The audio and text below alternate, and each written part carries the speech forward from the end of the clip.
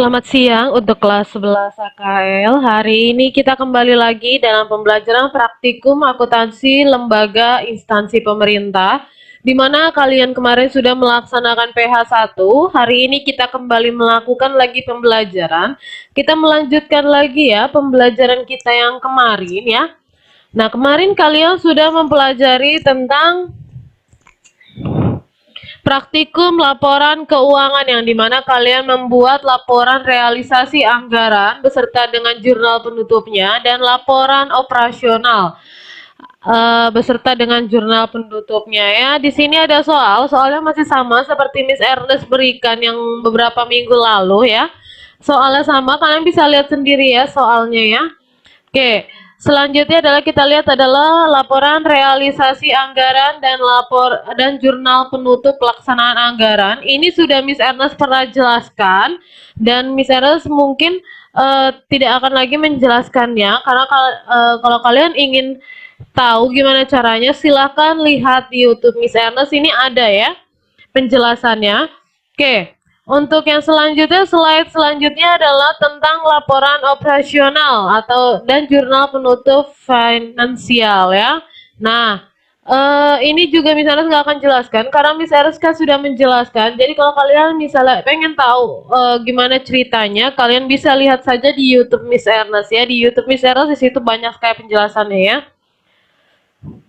Dan yang selanjutnya adalah kita akan membicarakan tentang neraca. Setelah kita membuat laporan realisasi anggaran dan laporan operasional beserta dengan jurnal penutupnya, selanjutnya kita akan membuat neraca.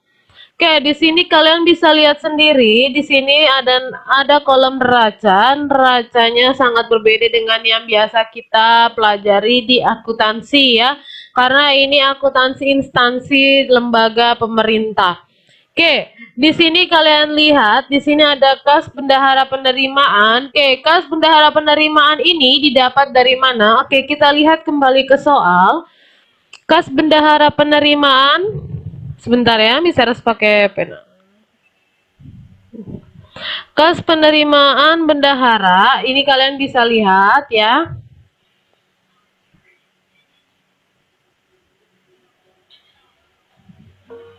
Oke ya, ini kalian bisa lihat ya. Nah, ini ya. Kas di bendahara penerimaan 352.800.000. Itu kita tulis ya di neraca 352.800.000 ya. Ya, selanjutnya adalah kita lihat lagi apalagi yaitu kas di bendahara pengeluaran 35.280.000. Oke, itu kita taruh di neraca 35.280.000. Nah, untuk yang selanjutnya kita lihat ya. Di sini ada piutang pajak daerah 201.600.000. Oke, dari keseluruhan soal kalian bisa lihat apakah di situ ada penyisihan piutang pendapatan atau penyisihan piutang pajak. Di sini ada ya. Penyisihan piutang pendapatan ada yaitu sebesar 10.080.000.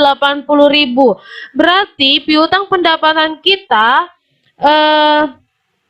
ada 201.600.000 dengan penyisihannya yaitu 10.080.000, sehingga diperkirakan piutang pendapatan kita yang didapat adalah, kita lihat ya, yaitu dengan cara 201.600.000 dikurangi 10.080.000, maka piutang pajak daerah bersih kita yang sudah tidak ada pengeluarannya lagi itu adalah 191.520.000 ya. Selanjutnya lagi kita lihat ada apa lagi?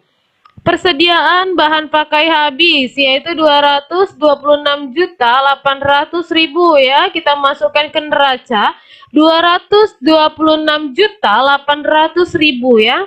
Setelah itu apalagi kita lihat ya, tanah dan bangunan gedung 5.040.000.000. Kita lihat di neraca 5.040.000.000 ya, pas ya. Yang selanjutnya adalah Alat-alat. Nah, peralatan yang harus kita beli ya, peralatan di situ ada berapa? Bukan peralatan yang harus kita beli, tapi peralatan yang kita punya itu ada berapa? Yaitu ada alat angkutan darat bermotor, ada alat kantor, ada alat rumah tangga, dan ada komputer, meja, dan kursi kerja yang dibutuhkan. Maka alat-alat tersebut akan ditambahkan, maka kita akan mendapatkan jumlah akhir dari alat-alat tersebut ya. Oke. Setelah ditambahkan, diketahui bahwa total peralatan yang kita miliki adalah 6.048 juta ya. Sedangkan di situ itu ada akumulasi penyusutan peralatan yaitu sebesar 1.260 juta ya. Jadi dikurangi antara peralatan dikurangi dengan akumulasi penyusutan peralatan. Oleh karena itu hasilnya menjadi 4.788 juta ya. Selanjutnya kita akan lihat yaitu apa lagi selanjutnya, yaitu bangun gedung tempat kerja 7.560 juta. Bangun gedung tempat tinggal 3.780 juta ya. Itu bisa kita letakkan ya. Nah, gedung tempat kerja 7.560 juta, 7.560 juta, sedangkan gedung tempat tinggal 3.780 juta ya. Terus kita lihat di bawahnya itu ada penyusutan atau ada akumulasi. Itu ada ya, akumulasi penyusutan bangunan dan gedung ya, sebesar 1.701 juta ya.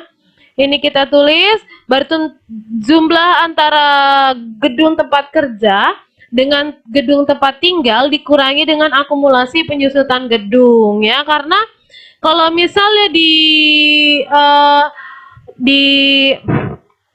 soal tadi akumulasi penyusutan gedung itu kan letaknya di kredit, berarti dia akan mengalami pengurangan kalau itu dimasukkan ya. Sehingga ya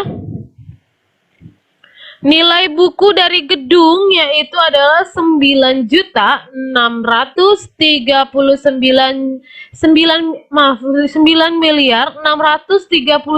juta ya. Setelah kamu dapat ini, kamu silahkan tambahkan dari atas ini. Sebentar ya, saya warnain aja. Oke, setelah kamu dapatkan ini, kamu jumlah ya.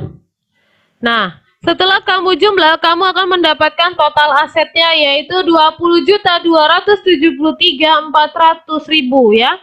Nah, setelah ini kalian lihat ya. Kita lihat liabilitas dan ekuitas ya.